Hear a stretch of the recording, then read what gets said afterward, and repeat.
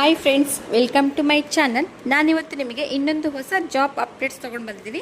ಅದ್ಯಾವುದು ಅಂದರೆ ಗುಪ್ತಚರ ಇಲಾಖೆಯಲ್ಲಿ ಅಂದರೆ ಇಂಟೆಲಿಜೆನ್ಸ್ ಬ್ಯೂರೋದಲ್ಲಿ ನಿಮಗೆ ಒಟ್ಟು 362 ಹುದ್ದೆಗಳನ್ನು ಕಾಲ್ಫಾರ್ಮ್ ಮಾಡಿದ್ದಾರೆ. ಹುದ್ದೆಯ ಹೆಸರು ಬಂದು ಮಲ್ಟಿ ಟಾಸ್ಕಿಂಗ್ ಸ್ಟಾಫು. ಓವರಾಲ್ ಇಂಡಿಯಾದಲ್ಲಿ ನೀವು ಅಪ್ಲಿಕೇಶನ್ನ ಹಾಕಬೇಕಾಗುತ್ತೆ. ಅಪ್ಲಿಕೇಶನ್ ನೀವು ಆನ್ಲೈನಲ್ಲೇ ಹಾಕಬೇಕಾಗುತ್ತೆ. ಅದ್ರ ವಯೋಮಿತಿ ಬಂದು 18ರಿಂದ 25 ವರ್ಷಗಳ ಒಳಗಡೆ ಇರೋರು ಅಪ್ಲಿಕೇಶನ್ನ ಹಾಕಬೇಕಾಗುತ್ತೆ.